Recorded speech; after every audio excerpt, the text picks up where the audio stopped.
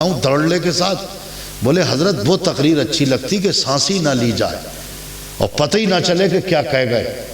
एक बुड्ढन उठे पेशाब के लिए, बोले साहब रात में 2 बजे बहुत अच्छी तकरीर की थी। कही क्या की?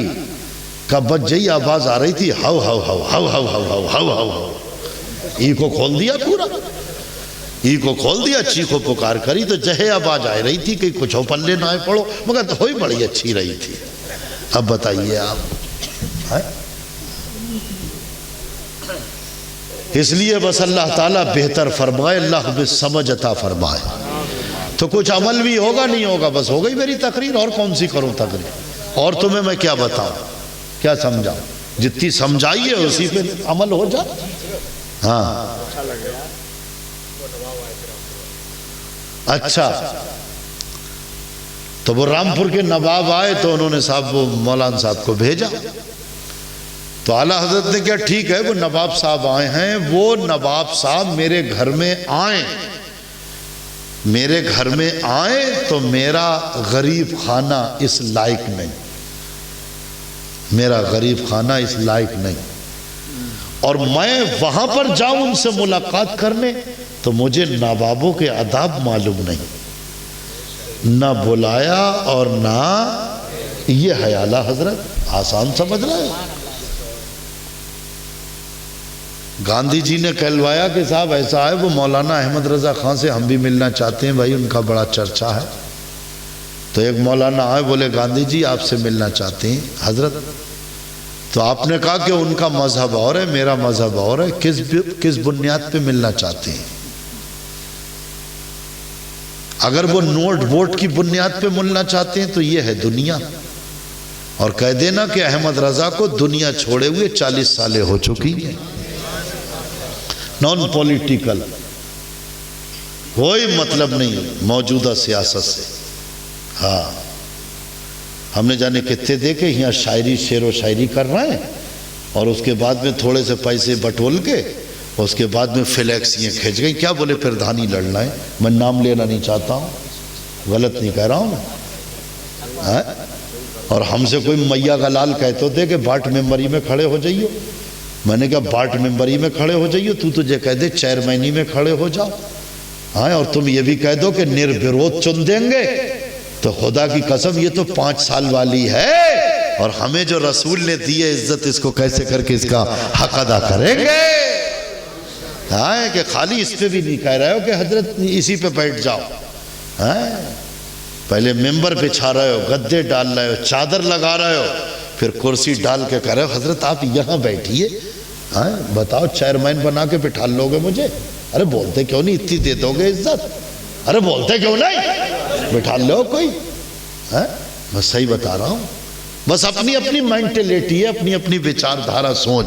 वह जल्दी से मैं आखिर करके मैं अपना ख़त्म कर रहा हूँ। अपनी अहमियत को पहचानो, अपने आप को देखो, अल्लाह ने तुम्हें क्या नहीं दिया है।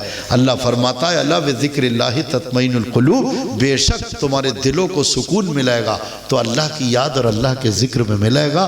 बस ज़िक्र में लग जाओ और अपनी पावर को मत भूलो, अल्लाह ने तुम्हें बहुत बड़ी पावर दी है। अभी चंद दिनों की बात है, देखो देखो आप देखें कि चंद दिनों पहले क्या हुआ था।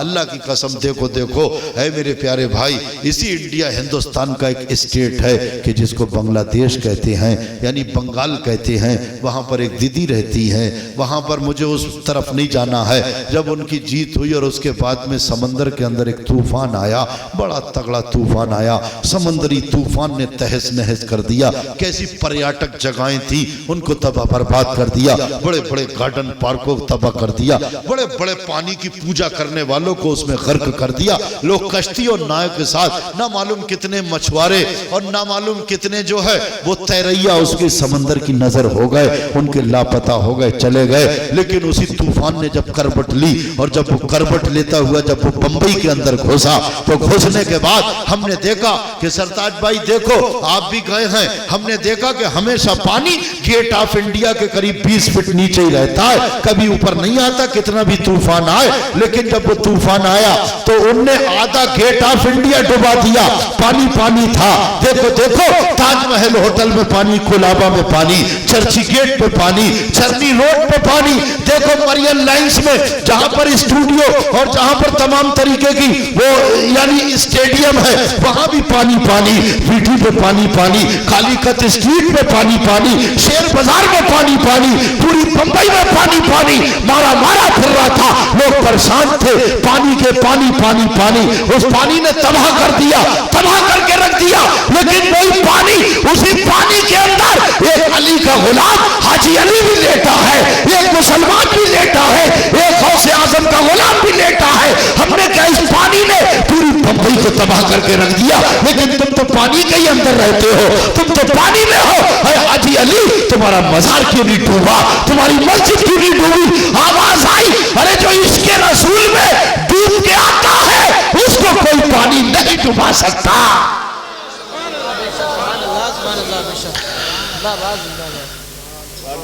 हाजी अली, हाजी अली की बारगाह में पानी खड़ा है, इजाजत होगी तभी आएंगे 2 सीढ़ी।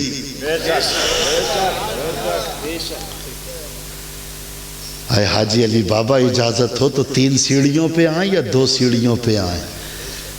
हाजी अली नबी नहीं है, साहबी नहीं है, उम्मती हैं। तुम भी उम्मती हो, तू अपनी पावर ही नहीं समझ रहा है। तू समंदर में लेट जाए तो पानी तेरे कदमों से टकरा के तेरे मजार के ऊपर ना चढ़े, तेरी सीढ़ियों पे ना चढ़े। तुम दूसरों की नकल के जे बना दे के वो बना दे, किसकी स्टाइल बना के जा रहा है? अल्लाह ताला को अगर अदा पसंद है तो अपने महबूब की पसंद है। स्टाइल अगर पसंद है मेरे रब्बुल आलमीन को तो मुस्तफा की पसंद है।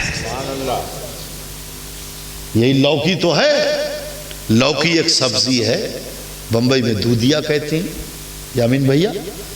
लौकी, लौकी शरीफ जो अपनी यहाँ बिकती है, तो ये लौकी जो है ये खूब अल्लाह के रसूल ने इस लौकी को पसंद किया। सुभान अल्लाह। भाई सब्जी है, सब्जी को पसंद कर लिया। फेवरेट सब्जी मेरे आका की, आपके आका की, जिनका आपने कलमा पढ़ा है, लौकी शरीफ, कद्दू शरीफ, सिरका, खजूर, बकरी का दूध, ये तमाम चीजें मेरे आका की पसंदीदा चीजें। ककड़ी। तो एक लौकी जो थी वो उमर फारूक रदी अल्लाह ताला अन्हु, जो 40 में मुसलमान और हुजूर के दूसरे खलीफा, जिनसे शैतान भागता था। और तुम कह रहे शैतान ने पकड़ लिया, तो पकड़ क्या लिया? तूने फ्रेंडशिप कर ली तभी तो पकड़ लिया। तो पकड़ेगा तो तेरा फ्रेंड ही, कोई दुश्मन पकड़ लेगा। और है हमारा वो खुला हुआ दुश्मन। तो लौकी रखी थी।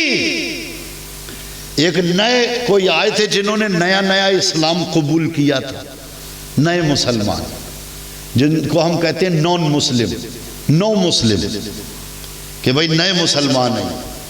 अब उनको तो इतनी नॉलेज जानकारी नहीं है, आप पैदाइशी मुसलमान, वो नॉन मुस्लिम, उनको नया इस्लाम मिला। बद्दू थे, बद्दू कहते हैं मतलब गांव के रहने वाले, एराबी। फारूक आजम रदी अल्लाह ताला अन्हु की बारगाह में कहने लगे कि ये क्या है? का ये लौकी शरीफ है, मेरे रसूल की फेवरेट सब्जी, रसूल की पसंदीदा सब्जी। तो नए मुसलमान थे, उन्होंने थोड़ा सा चेहरे का जोग्राफिया बदला कि मुझे ये खाने में अच्छी नहीं लगती। बहुत से लोग हैं, कोई भिंडी ना खाए, कोई भटे ना खाए, कोई आलू ना खाए, अपनी अपनी पसंद है।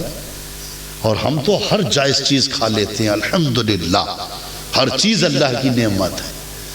हाँ, जिस चीज़ से चिढ़ ले आना, कहीं डॉक्टर ने क्या मर जाएगा, तुझे जई खाना पड़ेगा, तो वही भराएगा मौत के डर से। हाँ, तो उनने चेहरे का जोग्राफिया बदला कि मुझे ये खाने में पसंद नहीं, मुझे अच्छी नहीं लगती।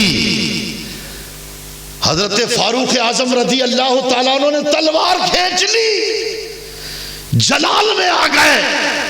कहने लगे तेरी हैसियत, तेरी औकात। तू कहता है अच्छी नहीं लगी, क्या तेरी पसंद मेरे महबूब से बढ़ के है? क्या तेरी पसंद मेरे रसूल से बढ़ के है? तेरी गर्दन काट दूंगा। तू जानता नहीं है जिस चीज को मेरे आका ने पसंद कर लिया उसको खुदा ने पसंद कर लिया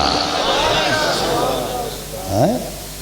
जिस चीज को मेरे रसूल ने पसंद करा उसको, जोर से बोलो, ये नाम क्यों नहीं घाटी से निकलता है? उसको हाँ घाटी से निकालना शुरू करो। हाँ अल्लाह का नाम, और ना निकालेगा ना घाटी से तो पकड़ के तेरी मॉब लिक्चिंग जब होगी तो वो कहेंगे ये तो कभी इसकी जबान पे ना अल्लाह का नाम, ना रसूल का नाम, ना जिक्र, ना शुक्र है, तो बांधो। और फिर वो कहेंगे कहो जय श्री राम, तो वो कहेगा क्या? अरे हंस रहे हो तुम, सच्चाई जो बयान कर रहे हो रहा है नहीं हो रहा है, ऐसा बोलते क्यों नहीं? उसके बाद में भी तुम अल्लाह अल्लाह नहीं कर रहा है। इसीलिए मैंने अल्लाह के जिक्र से शुरू करवाया। मां तो क्या कहा कि जिस चीज को मेरे आका ने पसंद किया उसको अल्लाह ने, हाँ। अरे मेरे आका दाई हलीमा के यहाँ कुछ दिन खिदमत की हजरत हलीमा ने, तो बकरियों के रेवड़ के साथ चले गए मेरे आका। तो बकरी जानवर, भैंस और गाय और ये जितने भी हैं बछड़े, ये सब जानवर, घोड़ा गधा जानवर, हर जानवर के मूतने का एक ही तरीका है, टॉयलेट करने का, पेशाब का, खड़े खड़े छर छर छर छर छर छर मूतना। लेकिन बकरी जब पेशाब करती है तो पीछे की दोनों टांगों को फोल्ड कर लेती है। दोनों टांगों को बकरी फोल्ड कर ले।